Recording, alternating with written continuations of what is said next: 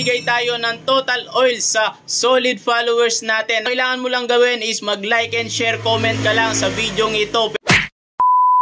What is up guys? So for today's video, nandito tayo ngayon sa ating motor shop. So sa mga nagtatanong kung saan nga ba located ang ating motor shop, dito lang po sa La Paz, Magalang, Pampanga. At pwede nyo siyang i-search sa Google Map, Pops Bry Motor Shop. So for today's video, mag-change oil lang pala tayo gamit ang Total Energies High Performance ng Total. Ayan.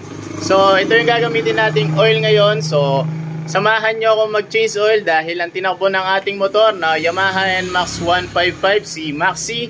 Ayan, sa mga nakasubaybay sa atin, ang motor natin ay si Maxi. So Maxi ang pangalan niya. So i-change oil na natin siya, no? So dahil 1,100 na yung tinakbo ng ating motor. So para sa mga nagtatanong din kung ilang kilometers ba talaga dapat bago mag-change oil. So kung mahalaga kayo sa inyong motor, 1,000 to 1,500 need nyo na po mag-change oil. So up to 2,000 km kung medyo nagtitipid or walang ganong budget, pwede pa naman yan. Maximum 2,000 km para sure na sure tayo na maiingatan ng ating engine. So hindi na tayo darating dun sa time na magkakamot ulo na lang tayo dahil sa toast gas is real. So mahalaga ang change oil. So magkano lang ang oil compare sa change oil? So ano pa hinihintay nyo? Samahan nyo ako ngayon na mag-change oil.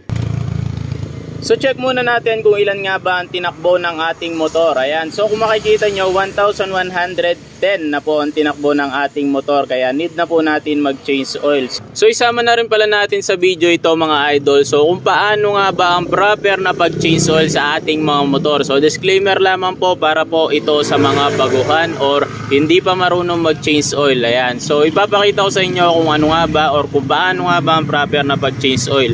So ang kailangan nating tools is socket wrench. So as much as possible, socket wrench po ang gagamitin natin para hindi ma-loose thread ang ating drain plug.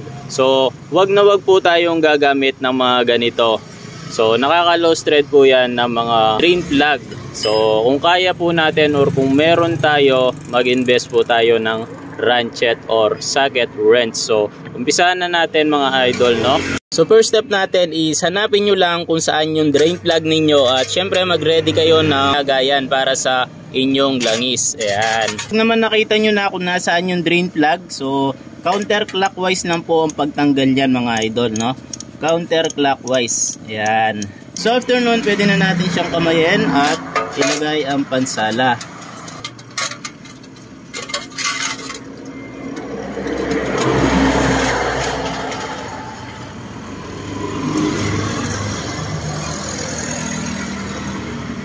Makikita nyo, 1,100 pa lang ang tinakbo niyan pero napakaitim na at napakarumi na. Kaya napaka-importante talaga na hanggang 1,500 is makapag-change oil na tayo ng ating mga motor.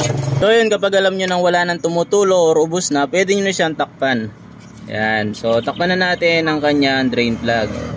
So sa pagigpit naman mga idol, tamang pagigpit lang ang kailangan. Yan. So hindi kailangan yung persado. Alright, so goods na yon. So ilagay na natin ang ating Total Energies High Performance Oil. So 1 liter nga pala ito, no? So ang NMAX 155 is 900 ml lang ang capacity. So magtitira tayo ng 100 ml.